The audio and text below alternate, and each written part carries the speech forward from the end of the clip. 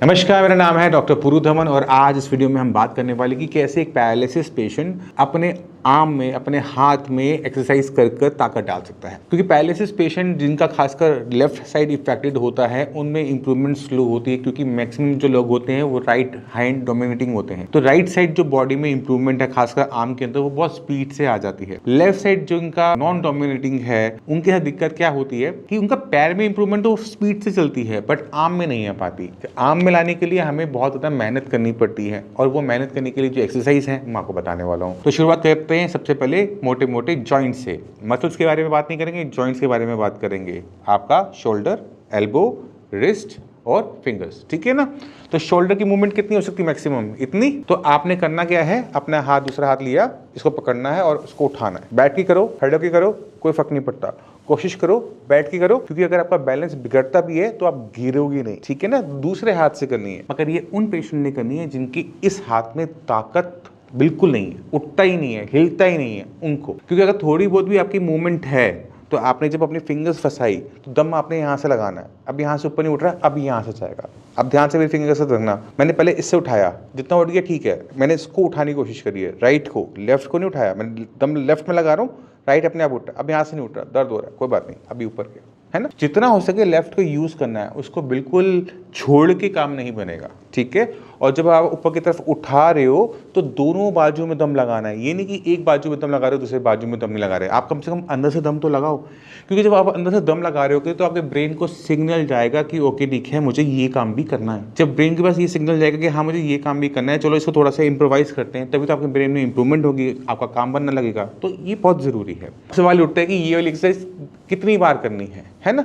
ये आप 20-20 के 3 सेट कर लो सुबह और इसी तरह से शाम को, यानी 60 बार आप करोगे सुबह और 60 बार शाम को, तो आपकी काफ़ी अच्छी इसमें इंप्रूवमेंट देखने को मिल जाती है शुरुआत में। अब जैसे जैसे आपकी स्ट्रेंथ बढ़ती चली जाए, ताकत आती चली जाए, तो इसको 60 पे मत रोकना, जितना हो सके उतना करने की कोशिश करो। मांसपेशियों में थोड़ा सा दर्द होगा, कोई बात नहीं, उसको हम सिकाई से ठीक कर सकते हैं। हल्के हाथ से आपने अगर हल्के से तेल से लगा के, गर्म तेल से मालिश भी करोगे तो भी आराम मिल जाएगा। आप आधे घंटा सोचोगे तो भी आराम मिल जाएगा, मगर एक्सरसाइज नहीं करोगे तो कोई भी आपको पैरालिसिस से बाहर नहीं निकाल सकता। ये बात ध्यान से रखना। दूसरी आती है हमारी एल्बो, है ना। अब हम एल्बो से क्या मूवमेंट करते हैं? यही मूवमेंट करते हैं। अब इससे ज़्यादा मूवमेंट तो ये कर नहीं सकता ना, तो हम क्या करेंगे, पहले इसी को उठाने की कोशिश करेंगे, है ना। ये थोड़ा सा उठ रहा है, फिर वापस चला जाता है, ये उठ रहा है, वापस जा रहा है, कोई बात नहीं, यहाँ तक आया ना। अब हम पीछे लगाएंगे, पकड़ना नहीं है, पीछे हाथ लगाना है और धकेलना है। जब हम धकेल रहे हैं तो हमने दर्द लगा, अपना जो प्रेशर है वो लगाते रहना कि यहाँ की जो मांसपेशी है वो फुल्ली कोशिश करे। नहीं फूल पाएगी, कोई बात नहीं, कोशिश तो करेंगे ना। तो उठाएंगे, उसके बाद धक्का देंगे, उठाएंगे, धक्का देंगे, पूरा का पूरा ऐसे खींच के बंद करके ये वाला काम मत करना, है ना। अगर ये वाला काम करना भी है तो ध्यान क्या रखना है कि ताकत लेफ्ट से भी लगानी है। आप राइट से लगा रहे हो बट लेफ्ट को छोड़ना नहीं, क्योंकि अगर लेफ्ट पीछे रह गया, आप लेफ्ट से ताकत नहीं लगाओगे तो यहाँ की आपने मसल्स को यूज़ करने की कोशिश ही नहीं करी।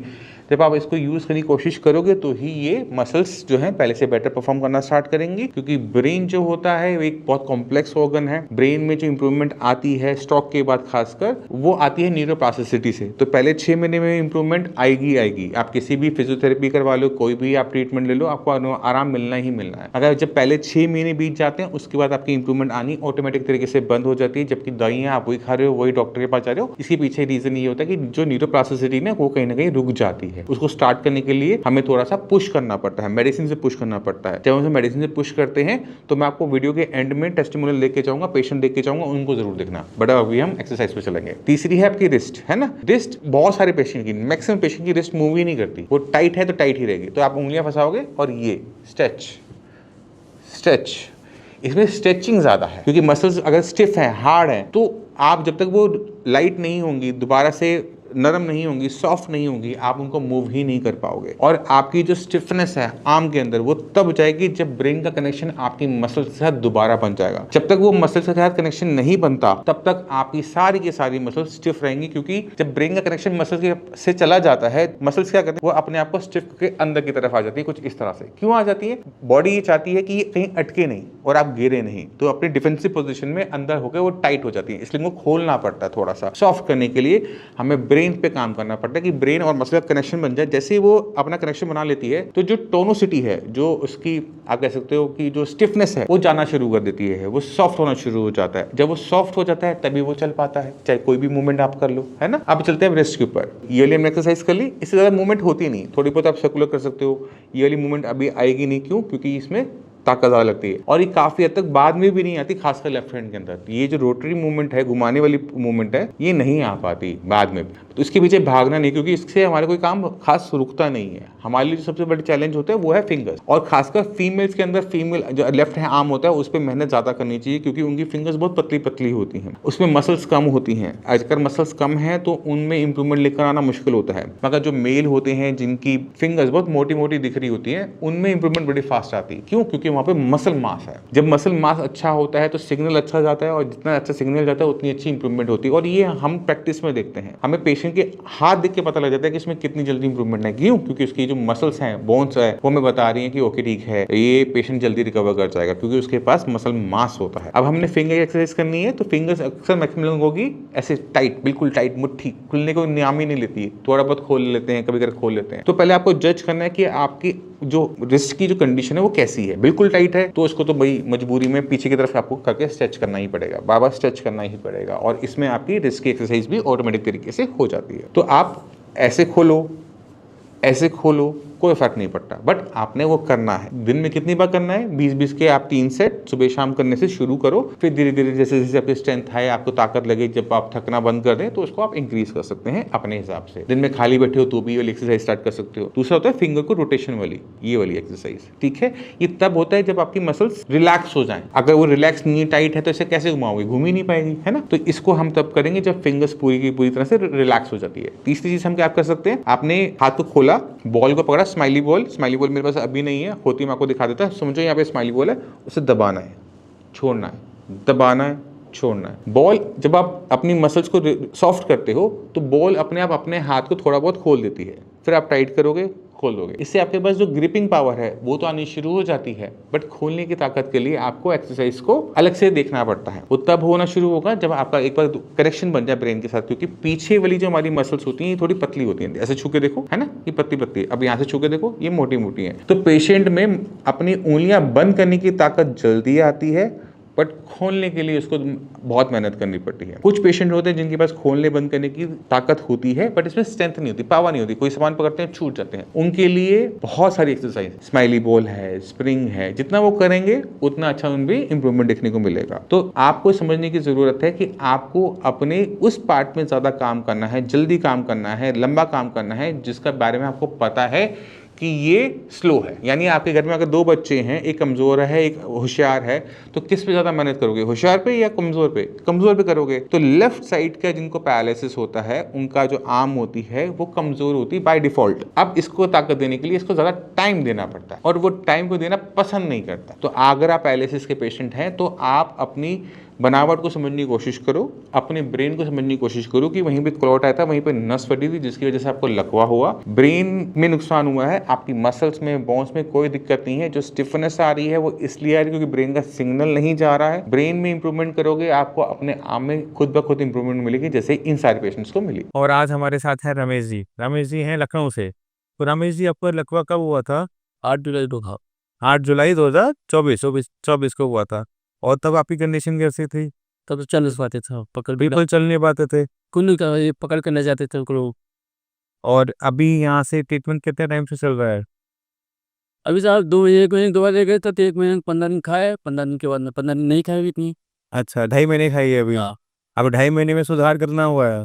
बहुत बड़ी सुधार हुआ साहब। एक क्या सुधार हो, बता तो दो।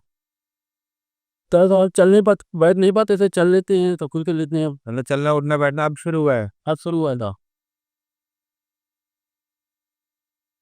अब बिना सहारे के चल लेते हो? जी, बिना सहारे चलते हैं साहब, 1-2 किलोमीटर चले जाते साहब। 1-2 किलोमीटर चल लेते हो? जी। ये तो बहुत अच्छा सुधार है आपके अंदर, बट अभी हाथ में अकड़न बहुत है। हाँ, था ही मैं कहाँ ठीक है, उसका मैं करोगे, वो 2.5 महीने हुए हैं ना, अकड़न का मैं दे रहा हूँ इस बारी, कि हाथ आपका सीधा हो जाए।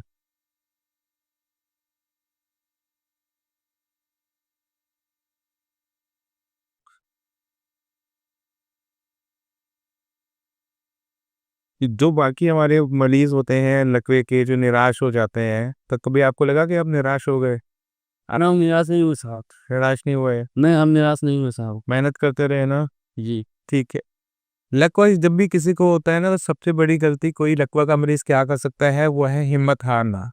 अगर आपका पेशेंट या आप हिम्मत हार जाते हैं, मेहनत नहीं करते या फिर ये सोचते हैं कि जब आप ठीक हो जाएँगे तब चलना शुरू करेंगे, तो सबसे बड़ी गलतियों में से एक होता है।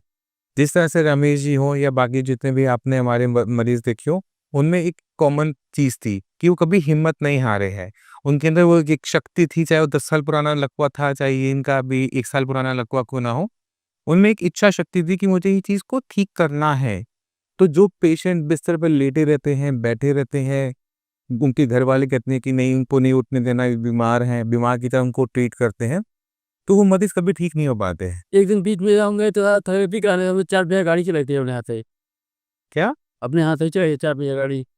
आप अच्छा 4 पहिया गाड़ी खुद ले गए? मेरा बेटा था नहीं, हमारा ले गया था, कहा मैं खड़ी करो गाड़ी यहाँ लाऊँगी जरा। खुद चला ली गाड़ी आप? अपने हाथ तक ले गए थे। हाँ। अब मत करना दोबारा से, ठीक है? पहले थोड़ा-सा हाथ ठीक होने दो, फिर चलाना। तो ये हिम्मत होती है, बट इस हिम्मत को ज़्यादा इस्तेमाल भी नहीं करते जैसे रमेश जी ने किया था, खुद गाड़ी चला के चले गए। क्योंकि इसमें रिस्क होता है, आपको भी रिस्क होता है और सड़क पे चलने वाले जो बाकी सारे खुद लोग होते हैं, उनको भी रिस्क होता है। क्योंकि ब्रेक लगाने में अगर थोड़ा-सा भी टाइम ज़्यादा लगता है, तो किसी न किसी को चोट लगने की संभावना बढ़ जाती है। तो ये जो रमेश जी ने किया, इसका मैं सपोर्ट नहीं करता, इनको भी मना करूँगा कि ऐसा ना करें। ठीक है जी, सुन रहे हो? अगली बार ऐसा नहीं होना चाहिए, ठीक है? रिक्शा करके चले जाया करो, बैटरी रिक्शा चलते तो होंगे आपके यहाँ पर, नहीं तो उनको कर लिया करो, बट ऐसे मत काम किया करो, ठीक है? तो इसको हम वीडियो को यहीं खत्म करते हैं, बाकी हम पेशेंट को देखते हैं, इनकी थोड़ी-सी जो स्टिफनेस है उस वाले पार्ट पे काम करते हैं, बट सीखने वाली बात ये है कि आप लोगों ने जो गलतियाँ हैं वो नहीं करनी है, आपने मेहनत रखनी है, बिस्तर पे लेटे-लेटे अगर आप मरीज़ को सिर्फ मेडिसिन देते रहोगे तो उससे पेशेंट ठीक नहीं होने वाला, पेशेंट से नहीं चला जा रहा, आपने उनको पकड़ना है, खड़ा करना है, चलाना है। अगर आप ये हिम्मत दिखा देते हो, ये थोड़ी-सी मेहनत कर लेते हो उनके साथ, तो पेशेंट बहुत जल्दी रिकवर होता है, चाहे वो हमारे रमेश जी हों, चाहे हमारे बाबूजी हों, तो बहुत स्पीड से रिकवरी देखने को मिलती है।